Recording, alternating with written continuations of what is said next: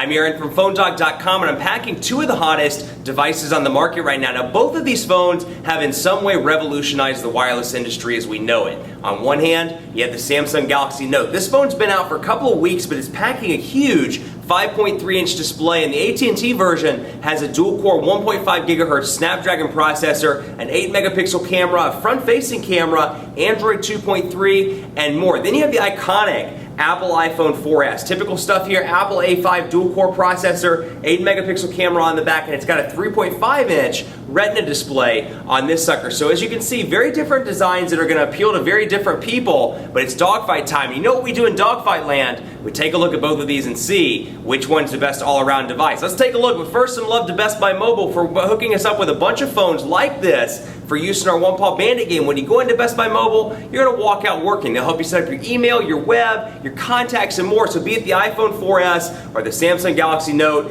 you're going to walk out the door and be good to go. Let's take a look at this. Which one's the best? Is it Galaxy Note and its big 5.3-inch display, or the iconic Apple iPhone 4S? We're going to find out in the dogfight, which starts right now.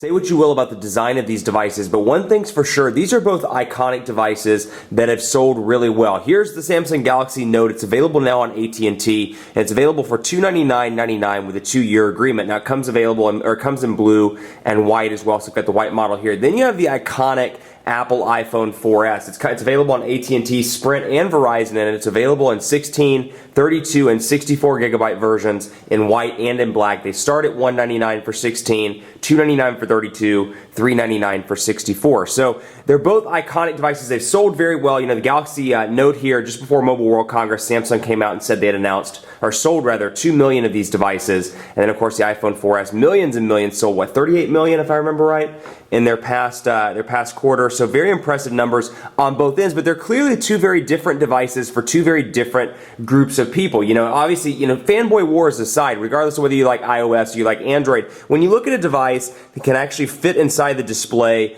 of another device, that's a pretty substantial difference. So I can tell you right out of the gate, somebody that likes web browsing, somebody that likes doing music stuff, somebody that likes a big display that they can type on and can draw on, the Galaxy Note's going to be the device for them. That said, it's a 5.3-inch Super AMOLED HD display with 1280 by 800 pixels, so it's a big phone. I mean, you look at this, it's hard to hold in the hand, and you can see it's almost eating up kind of the camera lens at the moment. And you can also see when I'm down here at the bottom, I can't reach all the way up to the top. It's not intended for one-handed operation. You know, I find myself walking around the mall with this device, or walking around wherever, in the airport, wherever I'm at, and I'm, you know, when I have something, coffee in one hand or something like that, it's hard to type on, hard to do anything on because of the big display. That said, it's great for browsing, great for media content, and more. Then you have the iPhone 4S with a 3.5-inch display, so it's almost like a switch out here. 3.5-inch Retina display on this bad boy, and it's a very small display. It's very much on the small side. A lot of people are saying, hey, you know, with the iPhone 5 or iPhone 6, whatever it's called, it needs to be upgraded to a bigger display, at least 4 inches. And that's probably true. You know, we're looking at 4, 4.3, 4.5, 4.7, 4.8-inch displays kind of being the norm now. 3.5 is painfully small, particularly when you go from something like this back to the iPhone 4S or something, you know, with a 4.5 or 4.7-inch display. So I can tell you, you know, I went personally from the iPhone 4S, using it for about 2 months, to the Galaxy Note as part of my 30-day challenge, which you can see those videos on PhoneDog and on YouTube. And it was pretty impressive. You know, it took me a while to get used to it. Now, looking at the iPhone 4S, it seems like a really tiny display. So let's run through some of the other specs as well. On the AT&T version, you have a 1.5 gigahertz dual-core Snapdragon S3 processor. It's packing AT&T's 4G LTE connectivity. It has a 2,500 milliamp hour battery, an 8-megapixel camera with 1080p HD video recording, and a front-facing camera as well. It's also packing Android 2.3.6 with Samsung's TouchWiz version 4.0. So pretty zippy. You know, I like TouchWiz version 4.0. It's a huge change from 3.0, and it works much better. It seems to be integrated better with Android, particularly with Gingerbread. And of course, this device is supposed to get ice cream sandwich in the near future. On this side, Apple A5 CPU, dual-core CPU at that, so you can see very fluid, smooth, and easy to operate. It's running Apple's iOS version 5. It has an 8-megapixel camera on the back with 1080p HD video recording, a front-facing camera for FaceTime, and then down here, proprietary jack for your charger and for all those peripherals. So, iconic device, and you can see the SIM card slot here with the iPhone 4S. Obviously, this particular version is an AT&T version, but on the Verizon and Sprint versions, which are CDMA devices, they have SIM card slots as well because the 4S is an internationally capable device. Now, up top, you have your 3.5mm headphone jack, your power button, which you probably know all this as long as this device has been out, but volume rocker over here on the side. And I like this. It's a physical toggle. And actually, Cam from today's iPhone pointed this out. It's something that's commonly forgotten about. On the iPhone, on all smartphones, it's commonly forgotten as a great feature. You can easily flip between having your sound on and having your sound off. Then you have the volume rocker over here. It's a very industrial design with metal. If you like metal and you like glass, the design of this is beautiful, and it's very different than the all-plastic look of the Samsung Galaxy Note. So even though this is chrome and it still looks nice, you can tell it's a plasticky device in comparison to the Apple iPhone 4S. Two very different designs. Now on the opposite side, I dropped this from anywhere more than about 2 or 3 feet. It's most likely going to shatter. At least the front of the back is going to shatter. The back is about $29 to replace. The front, if you don't have Apple Care, it's about $200 to replace, if I remember right, by going into the Apple Store. I actually broke one once, dropped it face down with a case on, still shattered the display. So you take quite a bit of a risk with this device in terms of the design. But enough of that, let's take a look here. 7 home screens on this device, and obviously Android's very different than iOS. And then over here, you have your home screens that expand out, obviously, the more applications you pick up. Now, iOS, no widget capabilities on this device. You do have the notifications bar. Let me pull this down so you can see this and just take a look. And of course, it's offline right now, but you have weather and stock shortcuts, and then your calendar as well. So you have this kind of notification bar, much like Android, which comes down from the top. But then over here, other than that, no widgets outside of the weather and the stocks that you can put on that. No widgets. You've got application shortcuts, and then you've got your search bar by going all the way over, and that's about it. You don't have the ability. So for somebody that likes to customize, somebody that likes widget support like this, where you can get a quick access look at the weather, or come over here and see my Google search bar pretty easily, or come over here and take a look at AT&T's featured apps, whatever, you can't really do it on iOS. There's no option for widgets. So the trade-off there, widgets take quite a bit of battery life, so obviously there's a bigger battery in this device, but it's powered by a gigantic display. So 2,500 milliamp hour batteries, we'll get into that a little bit more in part 2, but even with a 2,500 milliamp hour battery, because of 4G LTE and because of the big display, it's better than most Android devices, but it's still hard to make it through a day with just absolutely full use. And I really put this to the test when I came back from Barcelona and when I traveled over as well, because I don't have access to a charger when I'm in a plane, and so I was trying to rely on this thing for a full day performance, and it didn't make it all the way over. It died in about 12 hours. So better than most Android devices I work with, but still not the best in the world. But 7 home screens, TouchWiz for version 4.0, and out of the box, you do get some AT&T applications. Now that said, I've deleted a lot of those AT&T applications because the carrier is pretty good about listening to their consumers. And for example, Code Scanner and Navigator, most of these can be removed. Featured Apps is an AT&T application. We can scroll over here and see Quick Light comes pre-installed. Then you see some Samsung stuff as well, like Social Hub.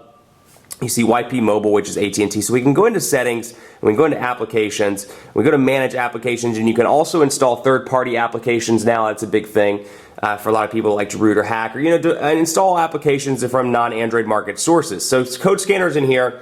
You can see uninstall. I can easily uninstall it without having to root or do anything different to the software. So that's really nice. You have another carrier like Verizon that doesn't allow you to remove their applications that come pre-installed. So they've really listened to their consumers here. My AT&T can be uninstalled as well. I actually use that one quite a bit, so I didn't uninstall it. But AT&T Navigator, you'll notice, cannot be uninstalled. And then, of course, that featured applications can't be uninstalled as well. But you can see YP Mobile also can, I think you can uninstall YP Mobile. Let's take a look. You can at least uninstall the updates. We'll give it a try here and see if you can uninstall. So actually, you can't uninstall YP Mobile. For whatever reason, it lets you uninstall the updates, which is a little Android kind of goof there. But you do get some AT&T stuff pre-installed, along with the Samsung stuff, like I said, Media Hub, Social Hub, and more. So you do get some stuff out of the box. Not too much, I'd say. And the stuff that's out there, they do allow you to remove, which is pretty nice. You'll notice the network identifier up top, but you got a typical TouchWiz looking banner here on the notification bar. You've got your shortcuts up top for Wi-Fi, Bluetooth, GPS, airplane mode, and screen resolution. And then over here, you don't have any AT&T applications pre-installed as part of their agreement with Apple. Out of the box, all you get is the typical Apple stuff: music, your iPod functionalities, the App Store, iTunes, weather, some of the stock stuff that comes pre-installed out of the gate, calendar, photos, and more. And then, of course, all these other applications are things that I've installed in my time with the device itself. So Twitter, of course, the applications from the App Store. So a lot of applications available in the App Store on both of these devices, but before we kind of touch base on that, let's go into messaging on both of these devices, because I want to show you how distinctly different it looks with a 5.3-inch display as opposed to a 3.5-inch display. And bear with me here, I've got to go out of these because these are both my personal devices, so there are text messaging threads in there right now. But the thing I want to point out that I prefer, or that I find really beneficial to iOS as opposed to Android, look how fluid the transition effects are here. And granted, you don't have as much running in the background, you don't have true multitasking, you have the ability down here to press and hold and scroll through your open applications and change it that way, but you can't really, from there, do anything else in terms of multitasking. Over here you have widgets running in the background, you can do a lot of different things in the background, but you can see the fluidity here is great. So for a lot of people that are considering Android or iOS, it really boils down to a fluidity versus a functionality argument. Do you want those widgets in the background? Do you want the capability to constantly access that information as easily as possible? Or do you want something that requires a few more clicks in terms of getting into applications, but you get a constant, relatively constant, smooth performance like this? You can see very smooth there, and you get some pretty decent performance over here as well, but you can see it's just not quite as fluid. It's improved over the previous versions of TouchWiz, and there's a nice little transition effect, but you see it a lot on this device with the Snapdragon processor. There's lag and hiccup and kind of stutters from time to time. That's the eternal Android versus iOS battle. It is not as fluid as iOS. I don't know, I hope it will be at some point. It's not right now in its present form. So that's a trade-off. You look at fluidity versus what the device can do in terms of widget support and things like that. But let's take a look here. Out of the box, you get 3 keyboards on the AT&T version. You get the Android keyboard, you get Samsung's keyboard, and you get Swipe. Now, Ice Cream Sandwich is a keyboard I've downloaded from the Android market. You can get that through the Android market. It's available for free, and then there's a donation version, which I use it so much I finally just bought the donation version. But the Android keyboard that comes out of the gate is the gingerbread keyboard. So we'll come in here and say the Quick Brown Fox. And actually, let me switch over to one that actually comes on the device so you can take a look. This is the Ice Cream Sandwich keyboard, in case you were wondering. But the gingerbread keyboard looks kind of funky on this device just because of the large display. So we'll say the Quick Brown Fox is happy to have, let's say happy to have some candy. Quick Brown Fox is happy to have some candy, and you can see it stutters and lags, and I don't have the haptic feedback turned on, which may be part of it as well, but I see that the gingerbread keyboard does this quite a bit, where it doubles up on the letters, like double B there and double C there. And then over here, you got your iOS keyboard. There's no other keyboard that comes pre-installed on this device. It's a stock iOS keyboard. I will say, though, to me, and this is very different depending on which reviewer you listen to or which YouTube video you look into, for me, the 2 best keyboards on the market as far as I'm concerned, Apple's iOS keyboard, in terms of autocorrect and things like that, Apple's iOS keyboard is up there, and then also the Ice Cream Sandwich, the stock Ice Cream Sandwich keyboard that comes in the Galaxy Nexus. A very close second would be the Motorola keyboard, but I think tying for first place, iOS and the Ice Cream Sandwich keyboard. So we can say the Quick Brown Fox is happy that, let's do that, it is Friday. And you can see it's auto-correcting as I type. And even with that 3.5-inch display, you'd think, well, it's a super small display. He's got pretty big thumbs. It's going to be hard to type on. But the autocorrect is very good on this one. And I've said this from the beginning with the iPhone series. I love the fact that when you click on it, it magnifies the letter. And just for whatever reason, that combined with the actual clicking kind of gives you a feel of where you're at with the keyboard. And then, of course, for messaging, you can add a picture pretty easily. It's all about simplicity and ease of use on the iPhone. And you can access that pretty easily over here.